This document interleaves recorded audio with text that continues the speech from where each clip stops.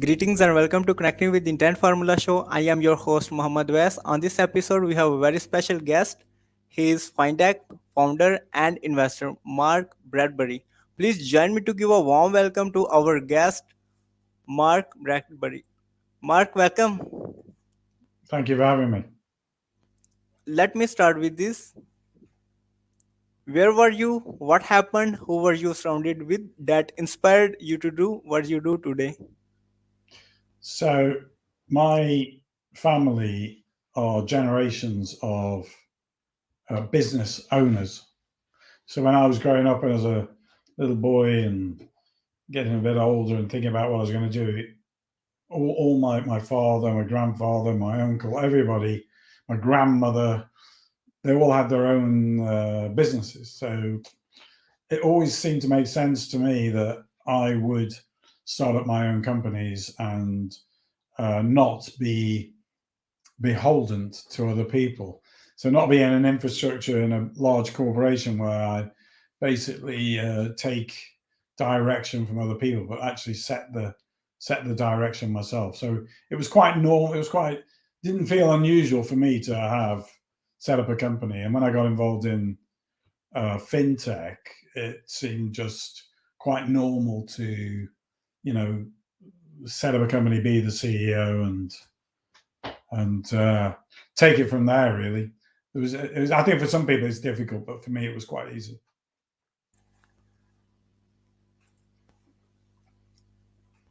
What is your higher purpose in life?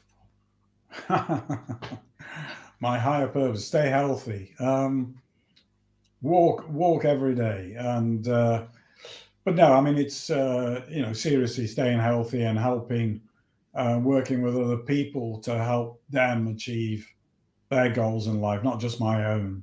Every company I've ever been involved in, my fellow colleagues are all shareholders. So if I'm successful, they're successful. So that's That's my higher purpose in life is to work with people to help them be successful as well as me. yeah, that's a powerful purpose. No? What have been top three greatest challenges that you have had to overcome? Depends how far you want to go back. I would say from a work perspective, the biggest challenges are getting people to when you're breaking new ground. So, for instance, if you're selling 10 years ago, if you said I'm selling something in the cloud, people would say, well, the cloud, that's dangerous, isn't it? What about security? So the challenge was to convince people that cloud. The second challenge was I'm going to deliver it using an API instead of some lengthy project to download software onto a server. And the third challenge was to make sure you had made enough money to run the business that did the clouds and the APIs and everything that's slightly bleeding edge technologies long enough to create enough revenue from customer sales to run it without having to raise funds from outside. Those are the three challenges: is perception, technology, and money. What is your greatest failure story? What did you learn and how did you recover from it? So yes, biggest failure. So back in 2000, we had this the dot-com boom went bust. So dot-com boom was going on in the late 1990s, and I had two companies that I was heavily invested in. One of them in particular got valued at $250 million uh, prior to suddenly people saying, well, maybe this dot-com boom isn't real. The companies don't have revenue streams. They don't have marketing. They only have marketing plans, and they're spending money and not making money. And I think one or two companies were questioned by the analysts, and it had a massive effect on the market, and the market dropped dramatically.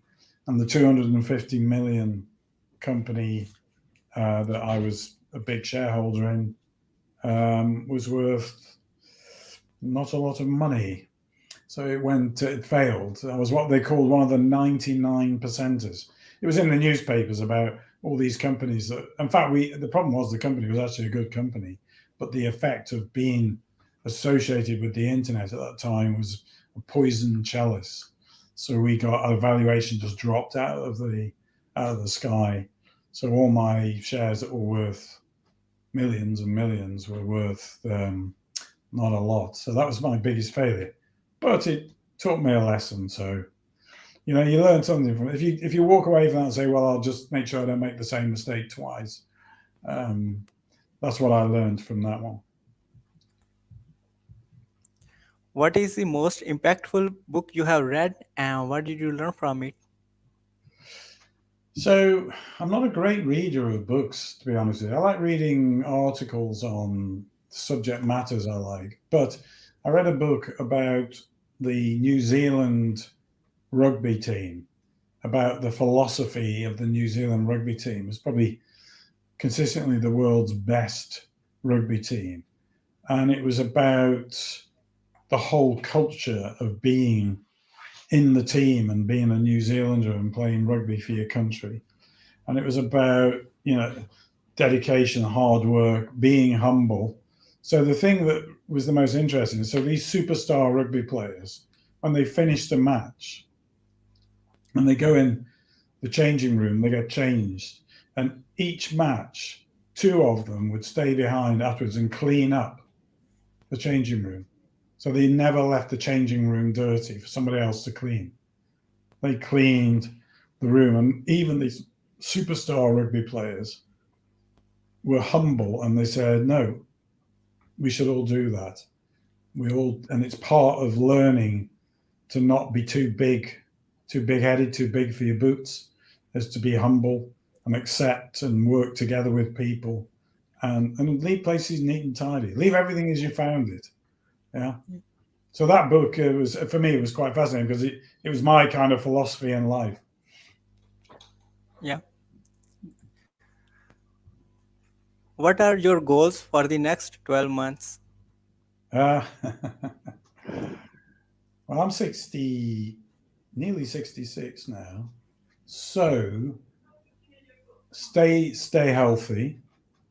Um, See more of the world. I've been to 98 countries, but I want to go to South America next year and see some countries there. Um, Support the companies I've invested in and help them negotiate through some very interesting and troublesome times at the moment. Yeah, and have fun with my family. Spend more time with my family. I think. What advice you will give to your younger yourself? Keep going. Don't give up. Always have a plan, and if you have to change the plan, change it. Do research. You know, always go into meetings prepared. Be prepared. Don't go in without knowledge, and keep going. Just keep going because the people who keep on a plan and keep going are the ones who succeed. How can we support you?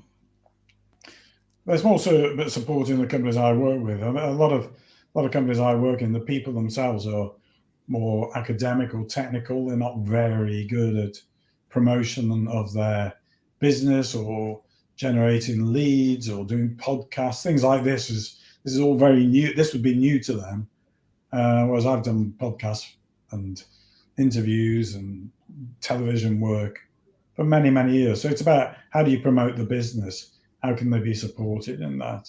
I would think, that's where a company like yours could come in and help them. What would you say about your guest appearance on the show? Well, it's easy, isn't it? I mean, I didn't have to leave home. That's good. It's cold here in England now, so I didn't have to get on a train. No, I mean, being serious, it's easy. I think embracing the use of the internet and doing podcasts is a good way to discuss things that might be of interest to other people and promoting businesses. Yeah. Thank you so much for your kind words. I really appreciate for this. What closing thoughts would you like to share with our listeners? Um, Closing thoughts. Yeah, I mean, if you really, really, if you're in your business and you really have to believe in it, have to be totally focused and use every opportunity you can to promote that business to a potential wider market so you can generate. You want to build up a huge pipeline, not just with your existing client base, but with new clients, so that you build a buffer. The worst thing you can have is to run out of money. So just promote, network, build sales, and work hard at that. Be positive. Yeah. Thank you so much, Mark, for sharing your wisdom with us today. On the behalf of Connecting with Intent Formula community and our entire team, we really appreciate you. This is Muhammad Wes. Until the next episode, all good wishes.